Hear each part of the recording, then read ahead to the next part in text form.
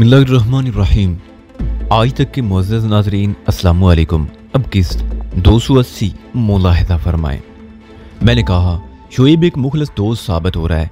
इस शहर में उसका एक फाल नेटवर्क काम कर रहा है। जाहिर है वो हमारी बनिस्बतन ज़्यादा ज़राए का मालिक और वाकिफ़ है। उसकी मदद लेने में कोई हर्ज नहीं। मैं एक लम्हे को सांस लेने के लिए रुका, फिर कहा वैसे भी हाथ पर हाथ रखकर मैं बैठा नहीं रहूंगा, अपने तौर पर भी भरपूर कोशिश करूंगा। साहिल चंद लम्हा तक खामोशी से मुझे देखती रही, फिर बोली शोएब दोबारा राब्ता कब करेगा?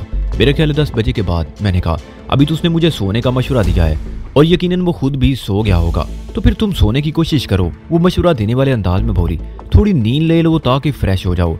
मैंने काफी नींद ले ली। मैंने हैरत से उसकी तरफ देखा। 2-2.5 घंटे में तुम्हारी नींद पूरी हो गई? हाँ हो गई। वो संजीदगी से बोली तुम तो एक लम्हे के लिए भी नहीं सोए हो। मैंने बुझल आवाज में कहा मुझे नींद नहीं आ रही, तुम ज़हनी दबाव में हो। वो तशवीशनाक लहजे में बोली ये मौका ही ऐसा है साहिल। मैंने कहा मैं कोशिश के बावजूद भी सो नहीं पाऊंगा। एक लम्हे को रुककर मैंने इजाफा किया अगर तुम्हें अब मजीद सोना नहीं तो फौरन तैयार हो जाओ, हम बाहर जा रहे हैं। बाहर? उसने चौंक कर मुझे देखा। क्या करने का इरादा है भाईतान? कहीं कोई उल्टा सीधा कदम उठाने का फैसला तो नहीं कर लिया? मैंने गहरी नजर से साहिल को देखा। कुछ अरसे से उसके मिजाज और रवैये में जो तब्दीली आई थी उसमें एक खास बात यह भी थी कि उसका अंदाज उस्तानियों वाला हो गया था। उसकी ऐसी अदाएं मेरे दिल को भाती थी, शायद इसलिए भी कि पिछले चंद माह से कोई मुझे रोकने टोकने वाला नहीं रहा था। बहरहाल उसकी रोक टोक से मुझे खासी तकवीयत मिलती थी। मैंने उसकी बात का जवाब देते हुए कहा ये तो कदम डालने के बाद पता चलेगा उल्टा पड़ा या सीधा। फिलहाल मेरे दिन में कोई लाहे अमल नहीं, जो भी सोचना है बाहर जाकर ही सोचूंगा। फ्लैट के अंदर मुझे घुटन का एहसास हो रहा है। ठीक है हम थोड़ी देर बाहर टहलाते हैं, वो नीम रजामंद होते हुए बोली। साहिल की ठंडी रेत पर चहलकदमी हमारे देनों को सुकून देगी। साहिल की ठंडी रेत? मैंने उसकी आंखों में झांकते हुए ज़ूमानी अंदाज में कहा ठीक कह रही हो। साहिल की ठंडक ज़हनी सुकून के लिए बेहतरीन शय है, बल्कि मेरा ख्याल है दिली सुकून के लिए उससे भी ज्यादा मुफीद होती है। उसने ऐसी निगाह से मुझे देखा जैसे बयान करने के लिए दफ्तर दरकार है। फिर वो खामोशी से उठी और वॉशरूम में घुस गई।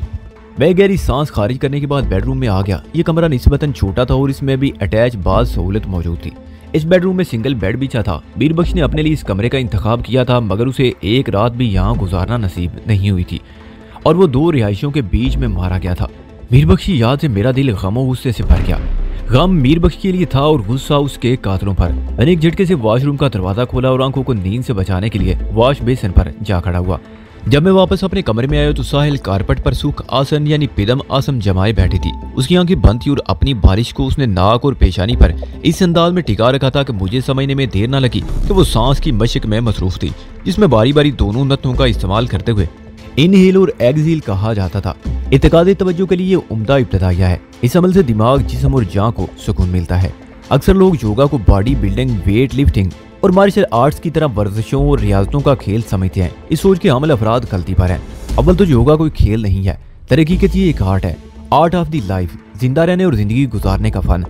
हम सब लोग जिंदा हैं और किसी न किसी तौर जिंदगी गुजारते भी हैं, लेकिन योगा बेहतर अंदाज में जिंदगी गुजारना सिखाता है। इस बात में किसी शक व शुबे की गुंजाइश नहीं कि जो भी काम बेहतर अंदाज में किया जाए उसकी अफादियत कई गुना बढ़ जाती है। योगा में किसी किस्म के जबर, सख्ती और जबरदस्ती को कोई दखल नहीं। ये जिंदगी के हर शोबे में आसानियां और फरवानियां पैदा करता है। साहिल जिसे लगन और साबित कदमी से योगा, मार्शल आर्ट्स और ची वगैरह को सीखने की कोशिश कर रही थी, उससे लगता था वो बहुत जल्द बहुत ऊपर तक पहुंच जाएगी। हाथ योग के कमोबेश तमाम आसन यानी पोस्चर वो बड़ी सहूलत से लगाने लगी थी। इसी तरह मार्शल आर्ट्स में भी वो हल्की फुल्की फाइट तक पहुंच गई थी और ची की मखसूस मशक ने उसे इस काबिल बना दिया कि वो बासानी 50 ग्राम तक की अशिया को मुतहर्रिक कर लेती थी। हम फ्लैट से निकलने लगे तो मैंने फ्लैट की चाबियों के साथ ही गाड़ी की चाबियां भी उठा ली। साहिल ने मेरी समल पर सवालिया नजर से मुझे देखा और कहा मैं तो समझ रही थी हम सिर्फ टहलने जा रहे हैं।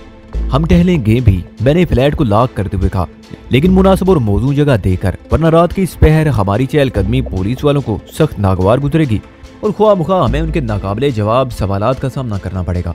एक लम्हे के तवक्कुफ से मैंने इजाफा किया गाड़ी पास होगी तो हम कहीं भी जा सकते हैं। साहिल ने मजीद नहीं पूछा कहीं से मेरी मुराद क्या है और हम लिफ्ट के जरिए नीचे आ गए। रात को ऊपर जाते वक्त मैंने इस नई नवेली शहराड का दीदार कर लिया था जो शोएब ने मुझे तोहफे में दी थी। इम्तियाज ने अपार्टमेंट बिल्डिंग के चौकीदार से भी मेरी तारीफी मुलाकात करवा दी थी और हमें शोएब गोरी का मेहमान बताया। शोएब के लिए चौकीदार के सामने इम्तियाज ने सिर्फ साहब का लफ्ज अदा किया था। चौकीदार की खिलती हुई बांछों और फैली हुई आंखों से मुझे अंदाजा हुआ कि वो साहब का बहुत एहतराम करता था। जब हम अपनी गाड़ी में बैठकर बिल्डिंग से निकले तो चौकीदार ने हमें भरपूर सलाम किया। साहिल ने कहा वहीदान अगर इसी दौरान में शोएब गोरी का फोन आ गया तो मेरा ख्याल है वो 9 बजे से पहले फोन नहीं करेगा। मैंने गाड़ी को चाइना टाउन की तरफ मोड़ते हुए कहा उस वक्त तक हम वापस आ जाएंगे। साहिल पर पहुंचकर हम तकरीबन आधा घंटा नंगे पांव रेत पर टहलते रहे। जीन थोड़ा पुरसुकून हुआ, लेकिन अपने 3 साथियों की अमवात का सदमा उतना ही भारी था कि बेकली में खातिर ख्वाह कमी ना आ सकी। इंतकाम एक लावे की सूरत में मेरे रेगो पे को चला रहा था। मैंने झुंझुलाहट अमेज अंदाज में कहा, साहिल चलते हैं। उसने इस बात में सारी लाया, फिर हम दोनों एक दूसरे का हाथ थामे वापस गाड़ी में आ गए।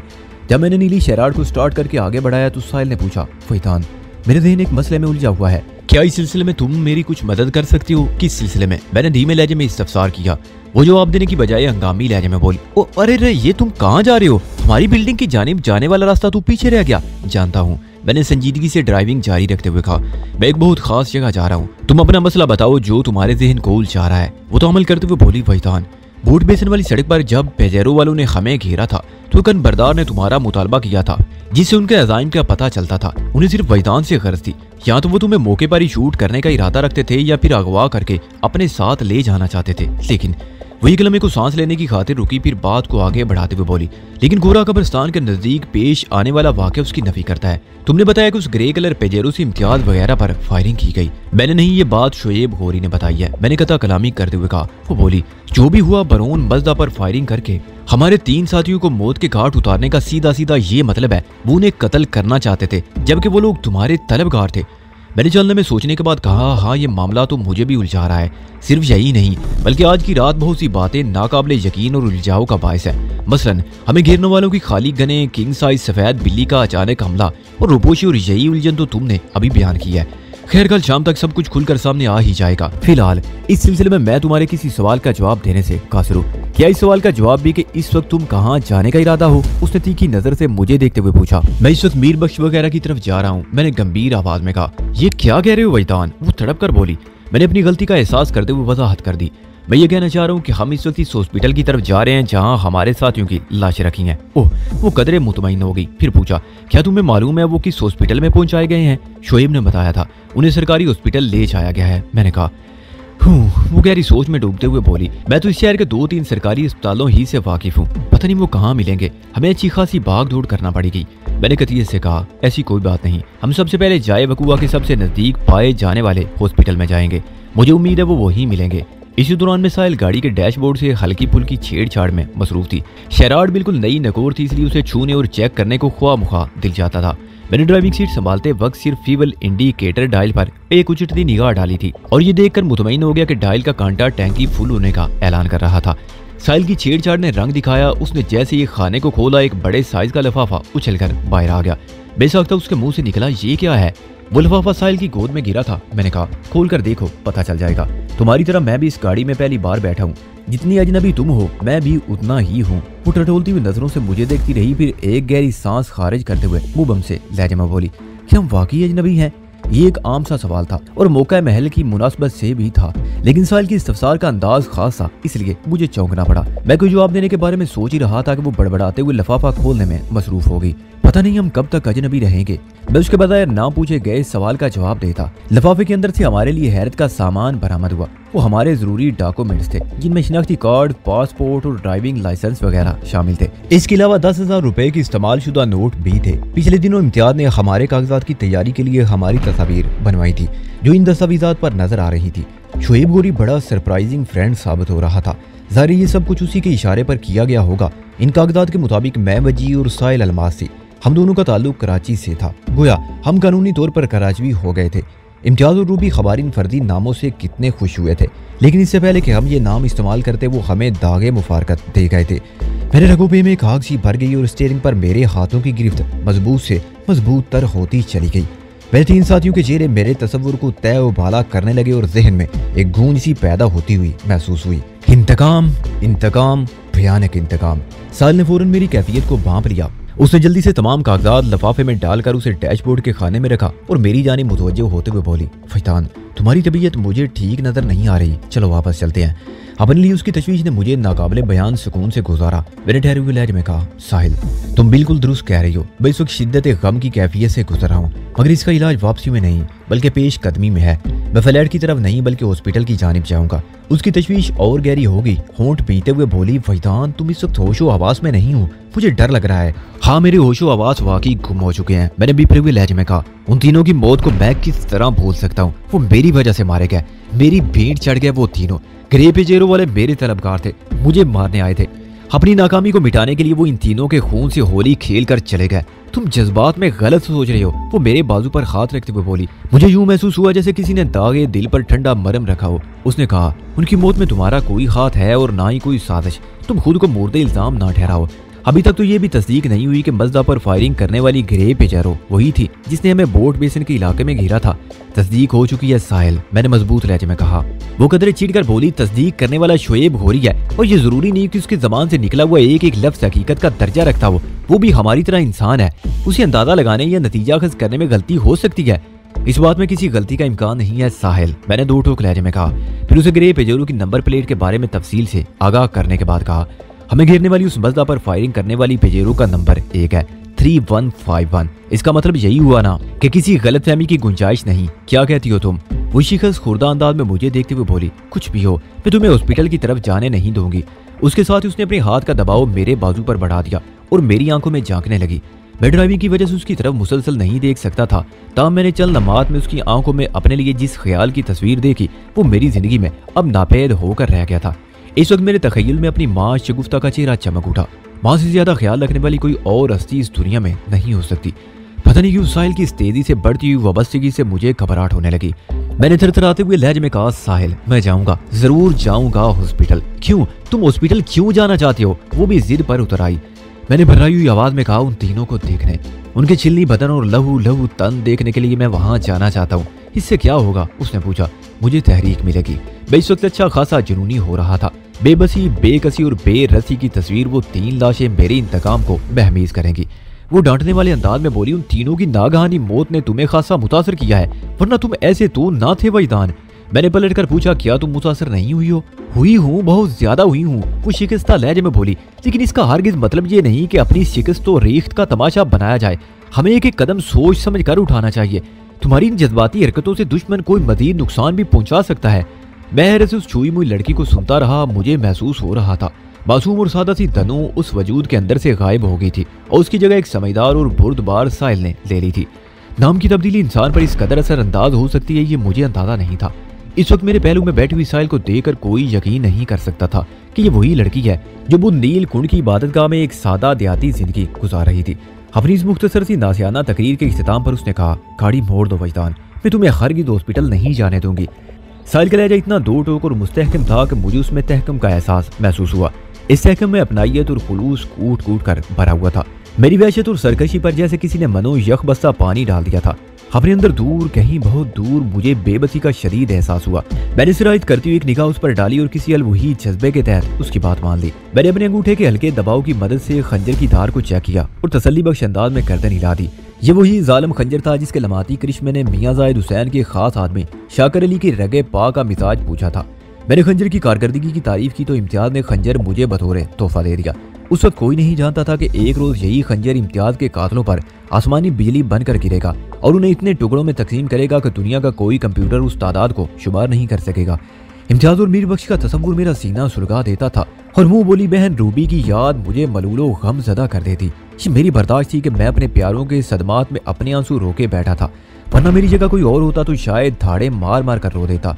दरअसल मैंने बचपन ही से रोंगटे खड़े कर देने वाली जिंदगी गुजारी थी जिसमें कदम कदम पर मुझे जज्बाती दुख सहने पड़े। इस वजह से भी मैं खासा हौसलामंद हो गया था। साहिल इस वक्त किचन में नाश्ता बना रही थी। मैं उसकी मोहब्बत भरी जिद से मजबूर होकर वापस आ गया और उसी की फरमाइश पर मैंने 2-3 घंटे की नींद भी ले ली थी। इन सदमाती लम्हात में वो किसी शफीक और मेहरबान नरस का किरदार अदा कर रही थी। हम नाश्ते से फारिग हुए ही थे कि टेलीफोन की घंटी बज उठी। वॉल क्लॉक 10 बजे का वक्त बता रहा था। मैंने रिसीवर उठाकर कान से लगाते हुए धीमे लहजे में कहा, हेलो वैदान, मुबारक हो। फोन में शोएब घोरी की आवाज उभरी। मैं समझ नहीं सका वो किस सिलसिले में मुझे मुबारकबाद पेश कर रहा था। मैंने कहा, इस मुबारकबाद की कुछ वजाहत करोगे? वो ठहरे हुए लहजे में बोला, मैंने खास मामले में तलाफी के लिए फोन किया है। कौन सा खास मामला? वो बोला, मैंने लगभग 7 घंटे पहले तुम्हें एक बुरी खबर सुनाई थी, अपने 3 साथियों की हलाकत की खबर। उसकी आवाज में गहरी संजीदगी पाई जाती थी। उसी सिलसिले में एक अच्छी खबर भी इस वक्त मेरे पास है। तुमने उन तीनों के कातलों का सुराग लगा लिया है। मैंने हतमी लहजे में कहा, है ना यही बात? वेरी गुड, शोएब ने सराहने वाले अंदाज में कहा, तुम्हारी सोच बिल्कुल निशाने पर पहुंची। मैंने इंतजारी लहजे में इस्तफसार किया, हमारे साथियों का कातिल कौन है? मियां जाहिद हुसैन, शोएब घोरी ने सरसराती आवाज में कहा। मियां जाहिद हुसैन, मैंने एक लफ्ज को चबा कर कहा। मैं तुम्हारी शारग काट कर तुम्हारे वजूद में पाया जाने वाला सारा गरीज खून बहा दूंगा। मैं तस्वुर में मियां जायद से मुखातिब था, ताम वाक़यातन ये गुफ्तगू शोएब गौरी से हो रही थी। मैंने शोएब से पूछा, तुम्हें ये कैसे मालूम हुआ कि हमारे साथियों के कत्ल में मियां जायद मुलव्वस है? मुलव्वस में इसलिए कह रहा हूँ कि ज़ाहिर है फायरिंग उसने खुद नहीं की होगी, बल्कि ये ऑपरेशन उसके इमाम पर किया गया होगा। मेरी बात पूरी होने पर शोएब गौरी ने बताया, ग्रेपेज और 3151 का मामला तो साफ हो गया था। मैंने अपनी कोशिश से उसके मालिक का पता चला लिया। वो गाड़ी याकूब उर्फ कूबा नामी एक शख्स की मलकियत है और कूबा मियां जायद हुसैन का खास आदमी है। अब तुम मेरी बात को समझ गए होगे। एक लम्हे का तवक्कुफ करके उसने इजाफा किया, ये कूबा तुम्हारे लिए अजनबी तो नहीं? बिल्कुल नहीं, मैंने कतियत से कहा। 1-1.5 माह पहले मैंने ग्रीन बेल्ट वाले बंगले पर उस शख्स की अच्छी खासी दुर्गत बनाई थी। शोएब ने कहा, मेरा ख्याल है कूबा किसी मुनासिब मौके की तलाश में था। मुझे पता चला है कूबा तुम्हें अपने भाई साग का कातिल समझता है। हालांकि मैंने दानिस्ता जुमला अधूरा छोड़ दिया। वो जल्दी से बोला, जानता हूँ, सब जानता हूँ। इसाक और उसके 2 शहरार नशीन साथियों की मौत CFK के खाते पर दर्ज है, वो खाता जो मेरे पास है। वरना इस शहर की आवाम को तो यही बावर कराया गया था कि इस खून रेज वाक़े में राह के 2 खतरनाक एजेंटों वैदान धनु का हाथ है। मौजूदा वाक़े से तो यही लगता है मियां जायद और कूबा भी यही समझते हैं, मैंने गंभीर लहजे में कहा। ग्रीन बेल्ट वाले बंगले पर शाकिर ने कूबा से मेरा तारुफ उसी हवाले से कराया था, जबकि तुम अच्छी तरह जानते हो कि हमें इस वारदात में मुलव्वस करने वाला मियां जायद ही है। मियां जायद बहुत ही काइयां और चालबाज शख्स है, शोएब ने कहा। क्या हकीकत है और क्या फसाना, ये बात वो बखूबी जानता है। वो कूबा पर जज्बाती दबाव डालकर उसे तुम्हारे सामने ले आया। कूबा को उसने बावर कराया होगा कि तुम ही उसके भाई के कातिल हो। ये काम मियां जायद के लिए चंदा मुश्किल नहीं, आखिर वो इन सब का बास है। मैं गहरी सोच में डूब गया। ग्रीन बेल्ट वाले बंगले पर बै और इम्तियाज बीर बख्श को रिहा करवाने गए थे। ये 2 किरदार अब इस दुनिया में नहीं थे, यानी इम्तियाज और बीर बख्श, मगर वो 2 किरदार अभी जिंदा थे, यानी शाकिर अली और कूबा। वो न सिर्फ जिंदा थे बल्कि अपनी हुजीमत का बदला लेने के लिए पूरी तरह सरगर्म अमल भी थे। मैं उन नसूरों को किसी कीमत पर माफ नहीं कर सकता। तुम खामोश क्यों हो वजदान? शोएब की आवाज मेरी समाज से टकराई। क्या कोई प्रॉब्लम है? प्रॉब्लम यह है कि मैं जल्द से जल्द कूबा और मियां जायद हुसैन तक पहुंचना चाहता हूँ, मैंने थरथराती आवाज में कहा। मुझे अपनी प्यास बुझाने के लिए उनके खून की जरूरत है। शोएब ने गहरी संजीदगी से कहा, मैं तुम्हें उनके नरखुरों तक पहुंचा दूंगा, बस 1 दिन और सब्र कर लो वजदान। 1 दिन बाद क्यों? मेरे लहजे में एहतजाज शामिल हो गया। अभी और इसी वक्त क्यों नहीं? वो दोस्ताना लहजे में बोला, मैं तुम्हारी जज्बाती कैफियत को समझ रहा हूँ। तुम ये बात समझो, मुझे इम्तियाज, रूबी और मीर बख्श की मौत से कोई सदमा नहीं पहुंचा। मैं उनके गम में दुखी हूँ और बहुत सोच समझकर शाफी इंतकाम लेना चाहता हूँ। ये मेरा तुमसे वादा है, ये इंतकामी कार्रवाई तुम्हारे हाथों अंजाम को पहुंचेगी। तुम्हारे जहन में क्या है? मैंने पूछा। वो बोला, आज का दिन हम अपने साथियों के सोग में गुजारेंगे। मैंने उनकी लाशें वसूल करने और तजहीज़ो तकवीन का मुकम्मल बंदोबस्त कर दिया है। इम्तियाज अली का छोटा भाई इश्तियाक अहमद 1 आध घंटे में दुबई से आने वाला है। तुम मेरा मतलब समझ रही हो ना? छोटा भाई और दुबई के अल्फाज पर उसने कदरे जोर डाला था कि मैं बखूबी उसका मतलब समझ गया।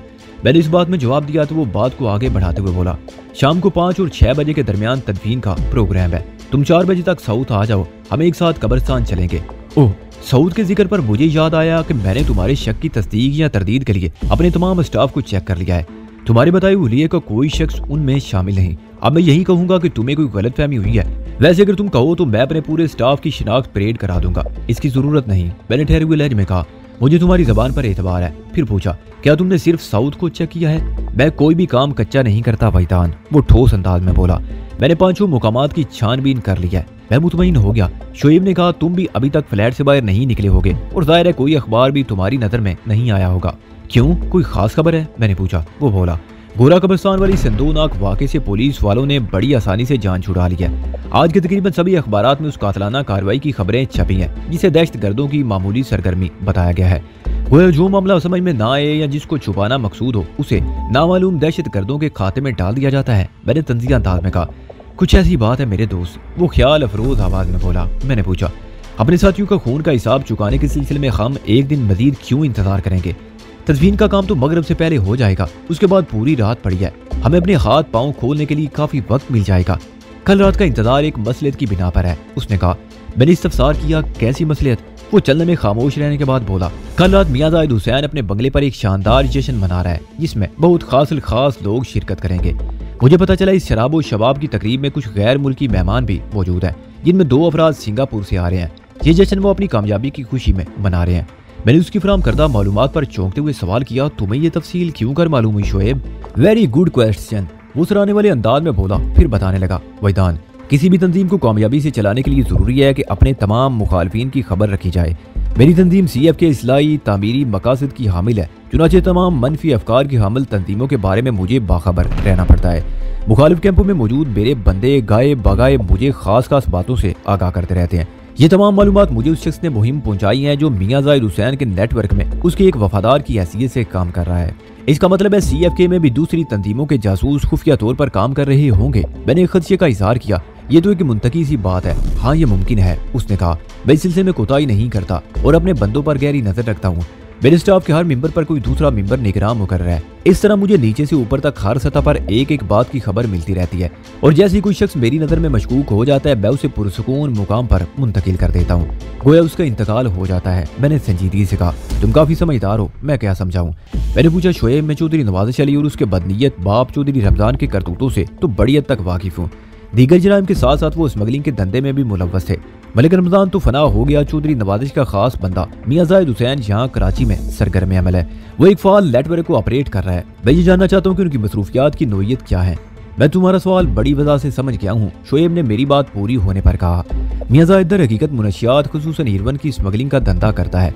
उसका बिग बाज मौजूद रखा वाली में बैठकर सिर्फ डोरियां हिलाता है। मलिक नवाज़िश के इशारों पर यह मुनशियात अमेरिका, यूरोप और जनूबी एशिया के ममालिक को भेज दी जाती है। मैं अपनी तहकीक से इस नतीजे पर पहुंचा हूं कि मलिक नवाज़िश अली कोई आम सा रवायती जिम्मेदार या चौधरी नहीं बल्कि जराइम की दुनिया का एक बहुत बड़ा ब्रिज है। ये बात मुझसे ज्यादा और कौन जानता होगा, मैंने सुलगते हुए अंदाज में कहा। मैंने उसके बिछाए हुए अंगारों की राह पर बहुत तवील सफर किया है, बल्कि अब तक कर रहा हूँ। शोएब ने तौसीफी अंदाज में कहा, मलिक नवाज़िश और उसकी ताकत को जान लेने के बाद ही मैं यही कहूंगा कि तुम और तुम्हारा अदम माउंट एवरेस्ट से एक सूत भी नीचे नहीं है। इस तारीफ का शुक्रिया दोस्त, मैंने कहा। अब तो मुझे तुम जैसे मुखलिस दोस्त का ताउन भी हासिल हो गया है। चौधरी नवाज़िश के दांत खट्टे करने में बहुत मजा आएगा। मेरा ताउन तो जिंदगी भर तुम्हें हासिल रहेगा, वो खुश दिली से बोला। मैंने डॉक्यूमेंट्स के सिलसिले में उसका शुक्रिया अदा करते हुए कहा, गाड़ी के डैशबोर्ड से बरामद होने वाला ताउन भी मुझे पसंद आया। वो मजाक के रंग में बोला, लेकिन यार वो 10,000 रुपए की रकम कर्जा है। जब सिंगापुर से तुम्हारी रकम आ जाए तो लौटाना ना भूलना। मैं दोस्तों और दुश्मनों का कर्ज यकसां तौर पर याद रखता हूँ। मैंने भी उसी का अंदाज इख्तियार करते हुए कहा, लेकिन फर्क सिर्फ इतना है कि दुश्मनों का हिसाब सूद दर सूद चलता है और हिसाब दोस्तान दर्दे दिल। शुक्र है तुम्हारा लहजा कुछ बेहतर तो हुआ, वो चह कर बोला। मैंने तुम्हारी रंजीदगी को कम करने के लिए वो कर्जे वाली बात की थी। एक लम्हे के तवक्कुफ से उसने इजाफा किया, वैसे अगर तुम्हें मज़ीद रकम की जरूरत हो तो बता देना। ये बात मैं संजीदगी से कह रहा हूँ, बता दूंगा। मैंने भी संजीदगी से कहा, फिलहाल ऐसी कोई खास जरूरत नहीं है। ठीक है, फिर 4 बजे साउथ में मुलाकात होगी। वो गुफ्तगू को इख्तिताम की तरफ लाते हुए बोला। मैंने पूछा, मुझे खुद आना होगा या तुम्हारी तरफ से कोई लेने आएगा? क्या तुम आज खुद साउथ पहुंच सकते हो? डेफिनेटली, मैंने पुरवसूख लहजे में कहा। मैं कराची के रास्तों से अच्छी तरह वाकिफ हो गया हूँ। वो मुतमईन होते हुए बोला, फिर ठीक है, तुम ठीक 4 बजे साउथ पहुंच जाना, मैं तुम्हें वहीं मिलूंगा। दरअसल आज दोपहर 2 बजे टेलीफोन पर नील आर्मर से मेरी चंद जरूरी अमूर पर तफसीली बात होगी। मदफून सोना भी जेरे बहस आएगा। तो क्या नील आर्मर को भी सोने की बादियाबी में शरीक करने का इरादा रखते हो? मैंने चौंकते हुए लहजे में पूछा। फिलहाल मैं किसी नतीजे पर नहीं पहुंचा हूँ, वो मुबम अंदाज इख्तियार करते हुए बोला। इस वक्त मेरे पास 2 काबिल एतबार अमल रास्ते हैं जिनके जरिए बड़ी सफाई से हम उस सोने तक रसाई हासिल कर सकते हैं, और उन दोनों रास्तों में 2 आदमियों से वास्ता पड़ना लाजमी है। एक रास्ता नेशनल है और दूसरा इंटरनेशनल है। इंटरनेशनल राह इख्तियार करते हुए मुझे नील आर्मर की मदद लेना होगी। मैंने उलझनज़दा लहजे में कहा, तुम्हारी एक बात भी मेरे पल्ले नहीं पड़ी, मैं समझा दूंगा, सब समझा दूंगा। वो तसल्ली अमेज लहजे में बोला, तुम 4 बजे डायरी के वो सफात लेकर साउथ आ जाओ। मैं मदफून सोने की लोकेशन देखने के बाद ही किसी नतीजे पर पहुंचूंगा। वैसे तुमने मतरूक कुएं और सरहदी जमीन की जितनी तफसील मुझे बताई है वो मेरे जहन में नक्शा है। मुझे उम्मीद है डायरी के सफात में बने हुए नक्शे में वो मतरूक कुआं सरहद से ज्यादा फासले पर नहीं होगा। मेरा भी यही ख्याल है, मैंने आम से लहजे में कहा। ओके, तो गुफ्तगू खत्म करते हुए बोला, 4 बजे मुलाकात होगी। तुम एक बात का ख्याल रखना, ज्यादा से ज्यादा वक्त फ्लैट के अंदर ही गुजारना, बाहर हालात साजगार नहीं है। हाँ, तुम्हारा मशवरा मेरे जहन में है, मैंने कहा। फिर पूछा, जरा ये भी बता दो, साउथ में मेरे तनहा आने की तो कोई पाबंदी नहीं है ना? कैसी बातें कर रहे हो यार, वो कदरे खफकी से बोला। तुम मेरे दोस्त हो तो तुम्हारा हर दोस्त मेरा दोस्त है। वैसे भी अकेली साहिल को तुम वहाँ अकेला छोड़कर कहाँ आओगे? मैंने भी इसी ख्याल से पूछा था। मैंने कहा, मोस्ट वेलकम, वो खुश दिली से बोला। फिर हमारे दरमियान राब्ता खत्म हो गया। मैंने रिसीवर क्रेडल किया ही था कि साहिल के सवालात की बौछार शुरू हो गई। वो एक तरफा गुफ्तगू तो सुन रही थी, ताहम जो बातें अधूरी थी उनके बारे में वो जानना चाहती थी। मैंने आइंदा 15-20 मिनट में उसे तफसील सुना दी। वो नहायत ही इत्मीनान और संजीदगी से मेरी बातें सुनती रही। जब मैं खामोश हुआ तो वो ठहरे हुए लहजे में बोली, फैजान, क्या तुम अकेले साउथ नहीं जा सकते? जा सकता हूँ। मैंने उलझनज़दा नजर से उसे देखा। लेकिन तुम ये क्यों पूछ रही हो? वो बोली, मैं आराम करना चाहती हूँ। तो क्या आप फ्लैट पर तनहा रहोगी? मैंने पूछा। क्या इसमें कोई परेशानी है? उसने उल्टा मुझसे सवाल कर डाला। मैंने कहा, मुझे तो कोई परेशानी नहीं, लेकिन तुम्हें हो सकती है। क्या तुम्हें अकेले फ्लैट पर रहते हुए डर नहीं लगेगा? डर कैसा भाईजान? वो मुस्तहकम लहजे में बोली। डर तो इंसान के अंदर होता है और मैंने वो डर निकाल दिया है। वैसे भी 3-4 घंटे की तो बात है। तुम 4 बजे जाओगे और 7-8 बजे तक लौट आओगे। मैं थोड़ा आराम करना चाहती हूँ।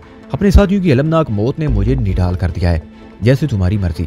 मैं उन 3-4 घंटों के दौरान मैं तुम्हें गाहे बगाहे फोन करता रहूंगा।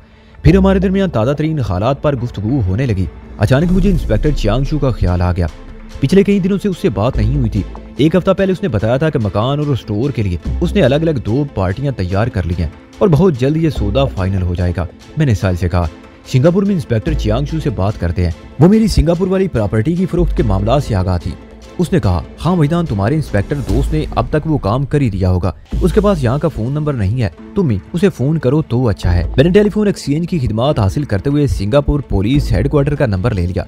इत्तफाक से चियांगशू इस वक्त हेडक्वार्टर ही में मौजूद था। मुझे एयरपेस में उसकी मखसूस आवाज सुनाई दी तो मैंने कहा, अंकल ये मैं हूँ वहीदान। पहचान लिया माई सन? वो खुश दिली से बोला, तुम हो कहाँ? मैंने कल रात तुम्हें फोन किया था लेकिन किसी ने अटेंड नहीं किया। मैंने उसे बताया, हाँ अंकल, बस कल की रात खासी अफरा तफरी में गुजरी है। मैं घर पर नहीं था और आप मेरा नया फोन नंबर नोट कर लें। वो तशवीशनाक लहजे में बोला, अफरा तफरी ज्यादा खतरनाक तो नहीं थी? क्या तुम खैरियत से हो? हाँ सब ठीक है अंकल, मैंने गोल मोल जवाब दिया। आप कोई फिक्र ना करें। वो फौरन असल मौजू की तरफ आ गया, वहीदान मैंने तुम्हारी दुकान और मकान की फरोख्त का मामला निपटा दिया है। कल दोनों पार्टियां पेमेंट कर रही हैं। 3 दुकानों पर मुश्तमिल शोभा जाती स्टोर अपने तमाम सामान के साथ $18 लाख में गया है। मेरे ख्याल में आबाद अली एंड सन की बहुत अच्छी कीमत मिल गई है। दरअसल चाइना टाउन और खुसूसा सागू स्ट्रीट पर प्रॉपर्टी की बहुत वैल्यू है और तुम्हारा शोभा जाती स्टोर तो बहुत चलता था, उसकी साख बहुत मशहूर है। मैंने पूछा, ये 18 लाख का रेट अमेरिकी डॉलर में है या सिंगापुरियन? माई सन, चियांगशू ने बड़ी मोहब्बत से कहा, मैं ये डील अमेरिकी डॉलर में कर रहा हूँ। मैंने आबाद अली एंड सन को 18 लाख US में फरोख्त किया है। मैंने इत्मीनान की सांस ली, फिर पूछा, मेरा मकान कितने में फरोख्त हुआ? वहीदान तुम खुशकिस्मत हो, इंस्पेक्टर ने ठहरे हुए लहजे में कहा। तुम्हारा मकान भी उसी इलाके में वाक़े है जहाँ प्रॉपर्टी की कीमत पिछले कुछ अरसे से बहुत तेजी से बढ़ रही है। अगरचे फोर्ट कैनिंग रोड वाला वो मकान ज्यादा बड़ा नहीं, लेकिन बासानी 7 लाख US में बिक गया।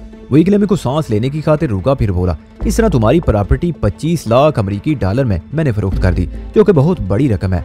हाँ अंकल, रकम तो वाकई बहुत बड़ी है, मैंने संजीदगी से कहा। फिर पूछा, आप ये रकम कब तक मुझे भेज देंगे? वेस्टर्न यूनियन बैंक वाले तो आपके पुलिस हेडक्वार्टर से ज्यादा दूर नहीं है। हाँ वो तो हमारे नजदीक हैं, चियांगशू बोला, लेकिन मैं तुम्हें ये रकम बैंक के जरिए नहीं भेजूंगा। मैंने हैरत से कहा, क्यों अंकल? मैंने तो सुना है वेस्टर्न यूनियन बैंक वालों की सर्विस और रेपुटेशन बहुत अच्छी है। तुमने बिल्कुल दुरुस्त सुना है, वो समझाने वाले अंदाज में बोला। मैं 2 अहम वजूहात की बिना पर मनी ट्रांसफर के लिए बैंक की खिदमत से बचना चाहता हूँ। वो 2 वजूहात कौन सी हैं? मैंने पूछा।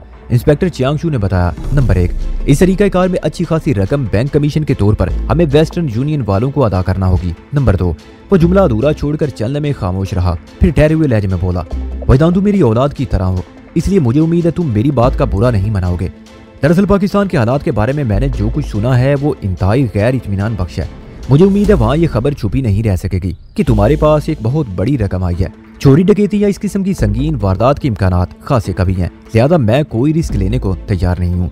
मैंने कुशादा दिली से कहा, अंकल मैंने आपकी बात का हरगिज़ बुरा नहीं माना, क्योंकि आप मेरे मुल्क को नहीं बल्कि मेरे यहाँ पाए जाने वाले बुरे लोगों को बुरा कह रहे हैं। अच्छे बुरे लोग हर जगह पाए जाते हैं, जिनकी वजह से उस मुल्क को बदनामी या नेक नामी मिलती है। एक लम्हे के तौक़ुफ़ से मैंने इस्तफसार किया, मनी ट्रांसफर के लिए आपने क्या सोचा है? मैं हुंडी के जरिए ये रकम तुम्हें भिजवा दूंगा। उसने बताया, ये हुंडी क्या चीज़ है? मैंने पूछा।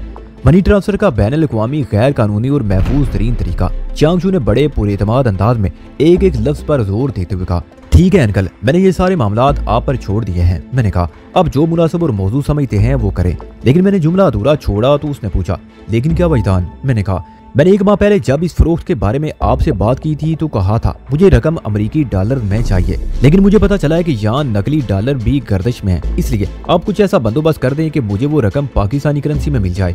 हो जाएगा मैसन, वो बड़ी शफ़क़त से बोला। मैं हुंडी का कारोबार करने वालों से कह दूंगा कि वो तुम्हें मुकामी करेंसी में अदायगी करें, उनके लिए ये आम सी बात है। मैं तुम्हारा फ़ोन नंबर और एड्रेस उन्हें बता दूंगा, वो खुद तुमसे रब्ता कर लेंगे। रकम जैसे ही तुम्हारे हाथ आए तुम एक फ़ोन मुझे खड़का देना, बस मामला क्लियर। मैंने अपने ज़हन में 25 को 65 से ज़रब दी और 5 जीरो को बदसूर 7 रखते हुए हिसाब जोड़ दिया। ये रकम 16 करोड़ 25 लाख रुपए बनती थी। हिंदू ने ओपन करेंसी मार्केट में डॉलर 65 रुपए का चल रहा था। पाकिस्तानी करेंसी में यह वाकई बहुत बड़ी रकम थी। मैंने इंस्पेक्टर चियांगशू से कहा, अंकल आप मेरे मरहूम वालिद आबाद अली के चंद अच्छे दोस्तों में से एक हैं।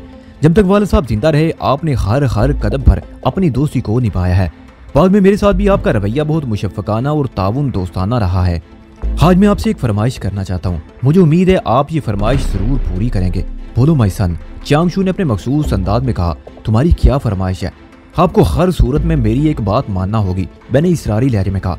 मैंने कहा ना बोलो माई सन, मैं तुम्हारी फरमाइश पूरी कर दूंगा। मैंने कहा आप इस रकम में से 1 लाख US मेरी तरफ से बतौर तोहफा कबूल करेंगे।